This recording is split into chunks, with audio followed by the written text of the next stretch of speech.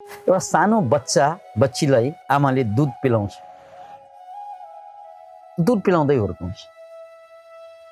त्यो दुधैमा उनको निर्वाह हुन्छ, दुधै उनको खुराक हो, दुधैमा सबै खालका पोषक तत्त्वहरू हुन्छन्, यसमा शङ्का छैन। तर यो दुध अर्को 20 वर्षसम्म पनि खाइदियो भने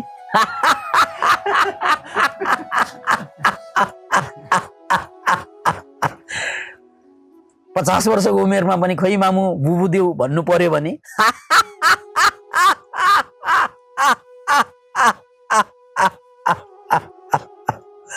त्यसकारण गुरुको ज्ञान पनि त्यो आमाको दुध जस्तै हुन्छ, खानु जरुर पर्छ।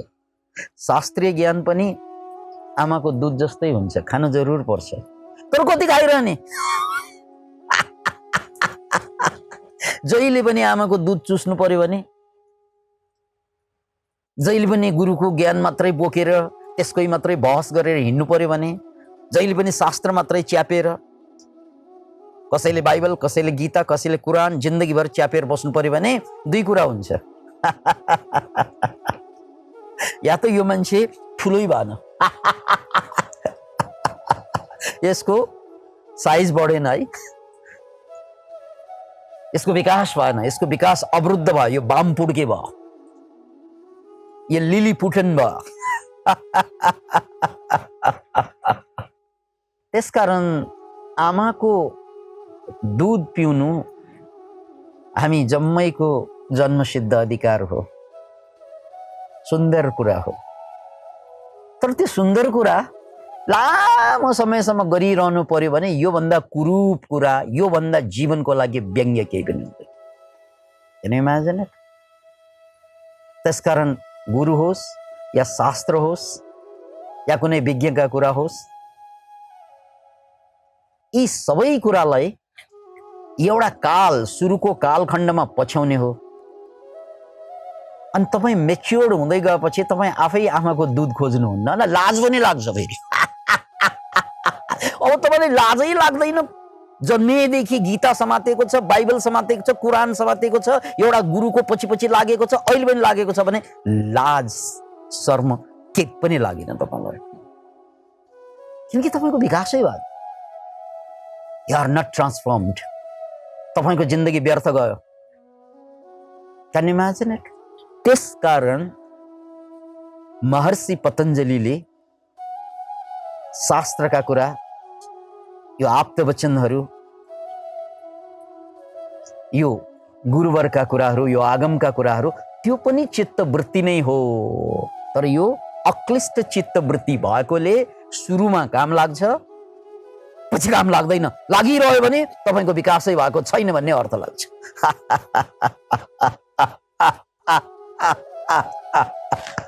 अब आजको सूत्र 21औं सूत्र, तीव्र संवेगानाम आसन्ना। यहाँ यो संवेग भन्ने शब्द यसको मर्म हो। तीव्र संवेगानाम आसन्न भनेको जो मान्छेको संवेग तीव्र छ त्यो मान्छेले मात्रै यही जन्ममा मुक्ति प्राप्त गर्छ। आसन्न भनेको त्यही हो, नत्र भने त जन्म जन्मको पनि खेल हो यो। आध्यात्मिक यात्रा भनेको एउटा जन्मको खेल होइन, यो जन्मौं जन्मको खेल हुन्छ, जन्मौं जन्मको यात्रा हुन्छ। तीव्र संवेगानाम आसन्न, आसन्न भनेको यही जन्ममा। कुनै कुनै यस्ता पनि पात्र छन् जसले 7 दिनमा मुक्ति हासिल गरे, कुनै कुनै यस्ता पात्र पनि छन् जसले 21 दिनमा मुक्ति हासिल गरे, र कुनै कुनै यस्ता पात्र छन् जसले 12 वर्षसम्म लगाए यही जन्ममा। अतः यो समाधिको कुरा, यो इनलाइटनमेन्टको कुरा, यो मुक्तिको कुरा, त्यसका बाटाहरू 5 वटा बाटाहरू जुन पतञ्जलिले अघिल्लो सूत्रमा खोलिदिएको छ। श्रद्धा, त्यसैबाट भक्ति योग निस्क्यो, अनि वीर्य साहस, अनि त्यसपछि स्मृति, त्यसैबाट बोध निस्क्यो, अनि त्यसपछि समाधि, त्यसैबाट साधना निस्क्यो, प्रज्ञा, त्यसैबाट ज्ञान योग निस्क्यो। यो 5 वटा बाटा मध्ये कुनै एउटा बाटो पनि यदि अपनायौं भने, कुनै एउटा बाटो पनि अपनायौं भने त्यो एउटै बाटोले पनि तपाईलाई पुर्याउन सक्छ समाधिसम्म। अथवा यो 5 वटा बाटोलाई मिलाएर लग्दा पनि पुग्ने समाधि नै हो। अत यहाँनिर बुझ्नुपर्ने यी सबै बाटाहरूलाई अपनाउँदा अपनाउँदै पनि दुनियाँका थुप्रै मान्छेहरू, साधकहरू समाधिधरि घट्दैन। किन? त्यसको जवाफ पतञ्जलिले योभन्दा अगाडि पनि दिइसक्नु भएको छ र आजको सूत्रमा संवेगको कुरा आएको छ। र यो संवेग के हो त? यसलाई बुझिसकेपछि सायद हाम्रो पनि अलि गति फास्ट हुन्छ कि अध्यात्ममा। सायद हाम्रो पनि प्रगति होला कि अध्यात्ममा। यहाँ संवेगलाई बुझ्न अगाडि सिद्धार्थ गौतमको त्यो प्रसङ्ग बुझ्नुपर्छ हामीले। एक दिन सिद्धार्थ गौतम छन्नक भन्ने सारथीसँग दरबारबाट बाहिर निस्केका थिए। उनी दरबारमा थुनिएकै अवस्था थियो। थुनिएको मतलब किनभने ज्योतिषी अनुसार यो मान्छे या त चक्रवर्ती सम्राट बन्छ, सबैलाई जितेर अखण्ड राज्य गर्छ दरबारमा बस्यो भने। तर सुधोधन महाराज यसले दरबार पनि छोड्न सक्छ। छोड्यो भने यो बुद्ध पुरुष बन्छ, यो मुक्त पुरुष बन्छ र युग युगसम्म मान्छेको कल्याण गर्छ यिनले। राजालाई शक लाग्छ। दरबारमा बसेर सम्राट बने त राम्रै कुरा हो। अर्को सम्भावना पनि देखाइदियो ज्योतिषीहरूले, यो त घर छोड्न सक्छ है, यसले दरबार छोड्न सक्छ भनेपछि राजाले के सोचे भन्नाले दरबारमा यसलाई भुलाउनु पर्छ, दरबारमा यसलाई भुलाउनु पर्छ।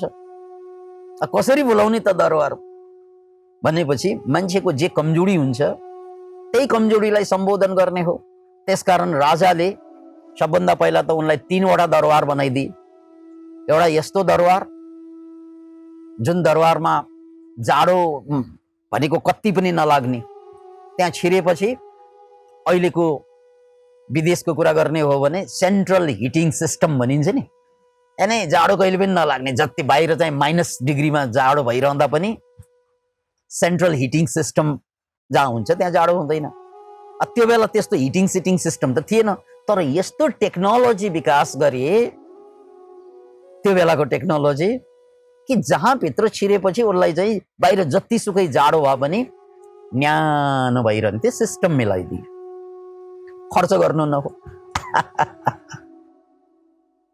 अब जाडो महिना भनेको फेरि 3-4 महिना मुस्किलले होला, त्यसपछि गर्मी त छँदैछ। अन्त गर्मी महिनामा फेरि तराई कपिल वस्तुको कुरा हो, भटभट पोल्छ, 40 डिग्री भन्दा बढी छ।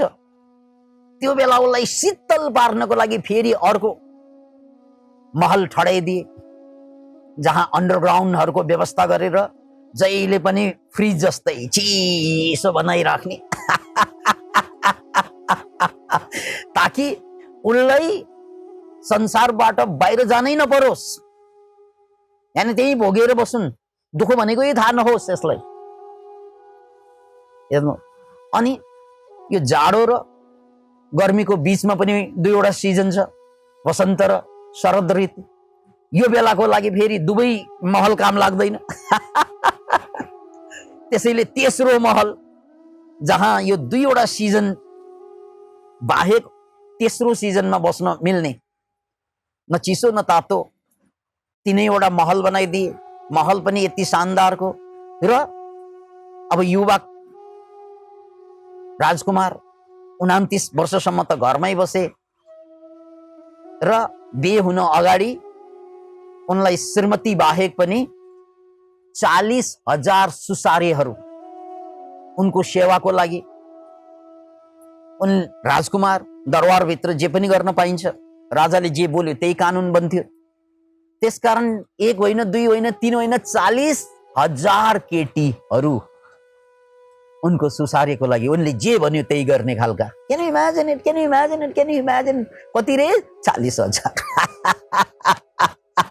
किनकि राजालाई अत्यन्त भय थियो कि यसले दरबार छोडिदियो भने फेरि सत्यानाश हुन्छ, राजवंश समाप्त हुन्छ। यस्तो सुख शैल, यस्तो भोग विलासको पराकाष्ठा भनौं, अहिले पनि कल्पना गर्न गाह्रो हुन्छ मान्छेलाई। 40,000 ले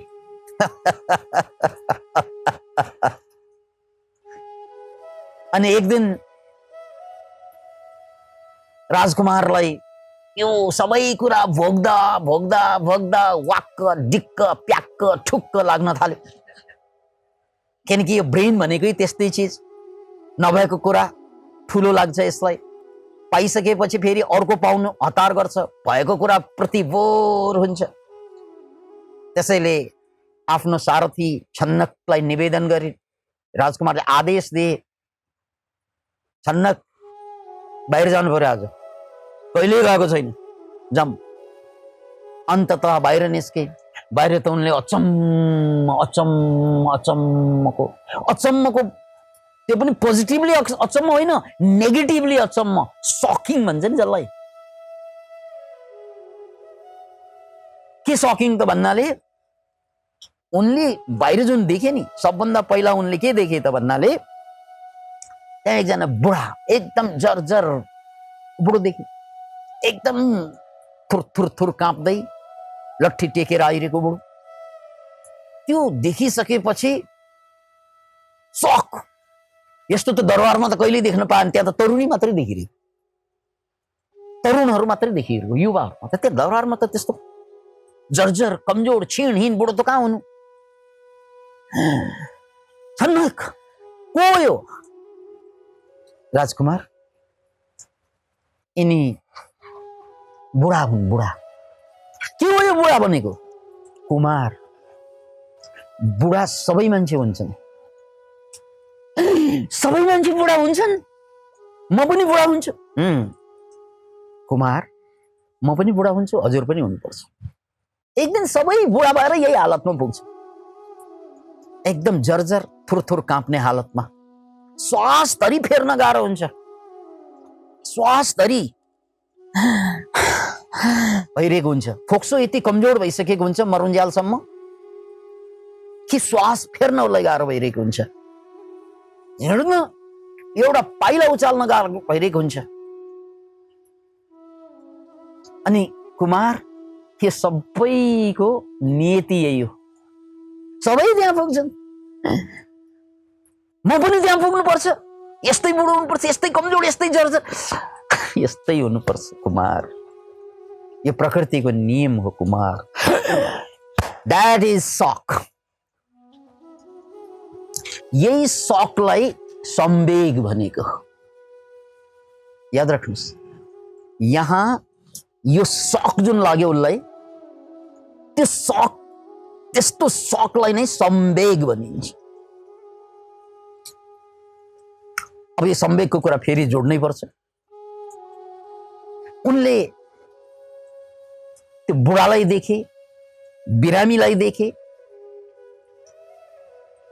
उनले अनि एउटा लासलाई देखे, कहिल्यै नदेखेको। अनि लासलाई देख्न साथ सोध्छन्, के हो यो? छन्नक। छन्नकले जवाफ दिन्छ, कुमार, यो लास हो। के हो यो लास भनेको? कुमार, एक दिन मान्छे मर्नुपर्छ, दरबार, घरबार, पत्नी, पति, छोरा, छोरी सबै छोडेर जानुपर्छ। सबैले जानुपर्छ, सबैले जानुपर्छ कुमार, मैले पनि छोड्नुपर्छ एक दिन यो संसार। उसलाई त थाहा नै दिएको थिएन, थाहा नै थिएन उसलाई, किनकि ऊ दरबारबाट भाग्ला भन्ने डर राजालाई थियो, त्यसकारण यस्ता कुरा कतै पनि चलाउनै दिएको थिएन। उसलाई त भोग विलासमा मात्रै रुमल्याइरहेको थियो।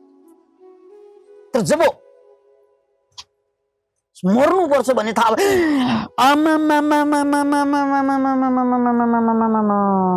मर्नको चाहन्छ, मर्ने कसैलाई रहर हुँदैन, तर मान्छे नमर्ने प्रहर हुँदैन।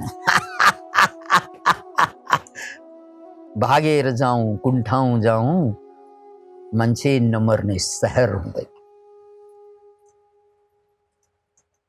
Can you imagine it? अर्को शौक, मर्नु पर्छ रे, के भनेको यो? I don't want to die, I don't want to die। कसैलाई पनि मर्ने इच्छा हुँदैन के? त्यही इच्छा नभएकोले त धन सम्पत्ति यो सारा संसार मेरो भनेर च्यापेर बसेको छ। नागले चाहिँ मणि च्यापेर बसे जस्तै।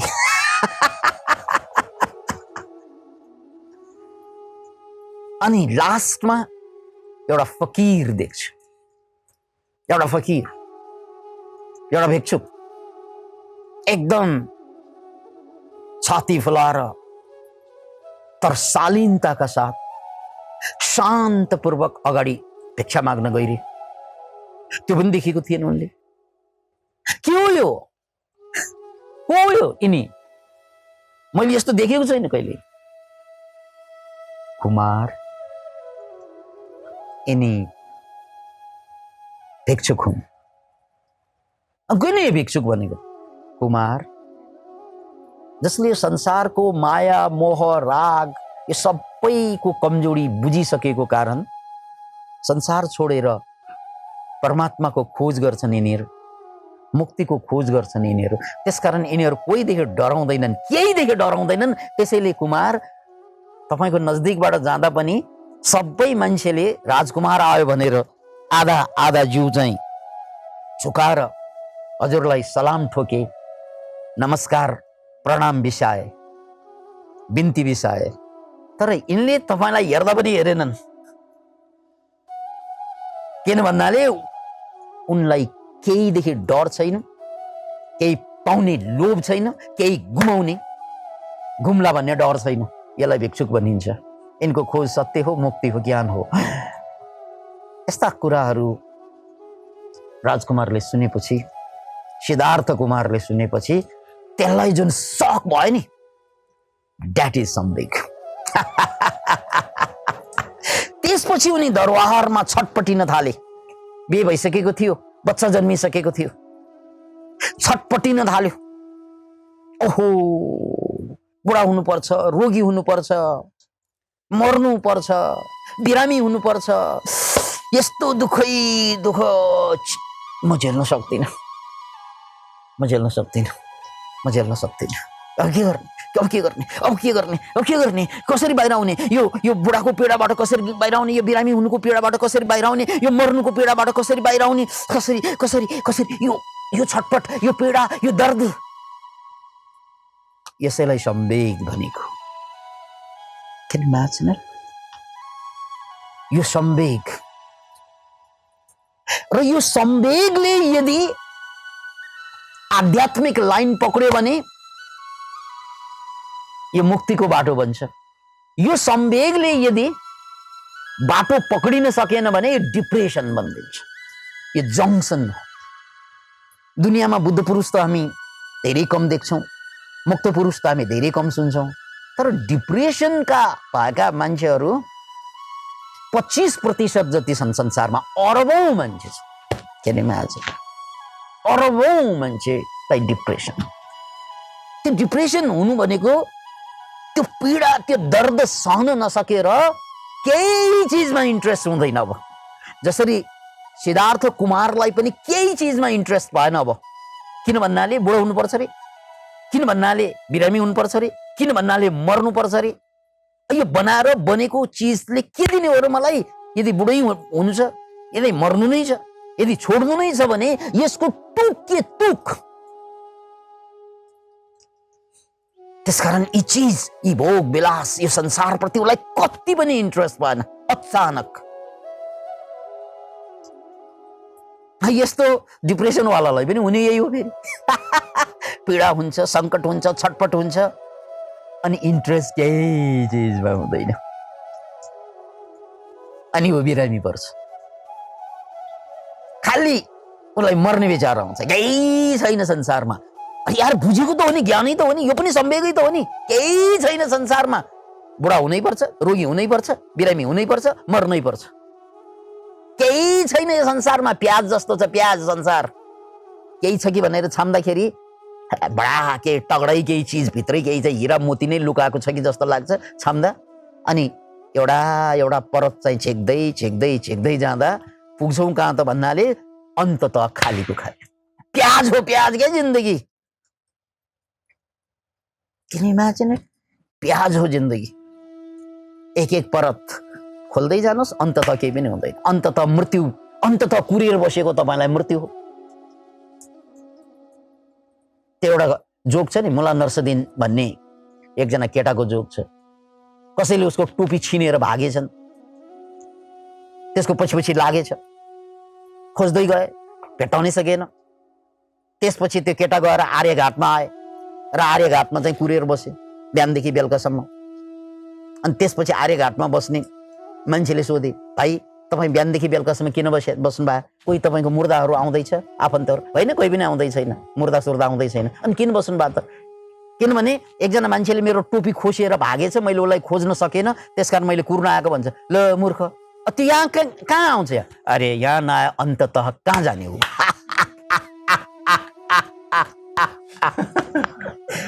आउने ठाउँ यही हो अन्ततः, मलाई थाहा छ। अरे यार, तपाईँ हामी अहिले जुन संसार सम्हालेर बसेका छौँ नि, अन्ततः त्यही आर्यघाटमा पुग्नको लागि होइन, अरू केही छ? त्यसकारण प्याज बाहेक के हो र जिन्दगी? यति नेगेटिभली बुझ्यो भने तपाईँ डिप्रेसनमा जान्छ, पोजिटिभली बुझ्यो भने तीव्र सम्वेगा नाम आसन्न। त्यही भनेको हो, यो कुरालाई बुझेर बस। त्यसैले बुद्धले बार बार आफ्ना साधकहरूलाई भने, साधकहरू हो, मरणानुस्मृति गर। एक दिन म मर्नुपर्छ, यो डायलग कहिल्यै नबिर्स। एक दिन म पनि मर्नुपर्छ, यो डायलग कहिल्यै नबिर्सिस। किनकि जुन बेला म मर्नुपर्छ भनेर बिर्सिन्छ, त्यो बेला सारा बदमासी र बेइमानी, सारा कुरा चलाउँछौँ। यो मोह, यो राग, यो द्वेष, यो झगडा, यो तेरो, यो मेरो, यो त, यो म। त्यसकारण एउटा मन्त्रलाई बुझ। मेरो उपदेश त्यत्रो लामो उपदेश, 45 वर्षको उपदेश, तिमीलाई याद होला नहोला, तर एउटा लाइन त याद गरेस्, एउटा लाइन कम्तीमा। त्यो के त? एक दिन मर्ने मेरो पनि पालो आउँदैछ, म पनि त्यो मर्ने क्यूमा छु। यो आर्यघाटको क्यूमा मेरो पनि नाम छ। त्यसलाई मरणानुस्मृति भनिन्छ। त्यसलाई कहिल्यै नबिर्सु। जुन बेला तिमी बिर्सिन्छौ साधक, तिमी साधक बन्दैनौ, तिमी योगी बन्दैनौ, भोगी बन्छौ। जुन बेला तिमी मर्नु पर्छ भन्ने बिर्सन्छौ, त्यही बेला तिमी योगीबाट भोगी बन्छौ। चाहे तिमीले चाहिँ गैरिक वस्त्र लगाउन, चिबर लगाउन, केही फरक पर्दैन। त्यसकारण तिमीलाई जगाइराख्ने एउटै वाक्य छ, मर्नुपर्छ यार, मेरो पालो आउँदैछ। के थाहा, कोरोना कालमा त झनै थाहा हुँदैन।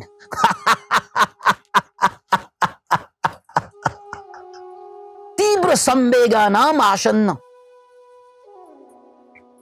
यो सम्वेग भनेको सक हुनु, स्पिरिचुअल्ली सक हुनु, इमोसनल्ली सक हुनु। तर यो सक डिप्रेसनको लागि होइन, यो सक अवेकनिङको लागि। जसलाई यो सक लागेको हुन्छ नि, म मर्नुपर्छ, म बुढा हुनुपर्छ, यो संसार केही पनि होइन, यो प्याज हो प्याज। त्यसैले तपाईको मोबाइलमा अब अगाडि चित्र राखिन्छ नि, वालपेपर रे प्याज एउटा राख्दै हुन्छ। यही हो जिन्दगी।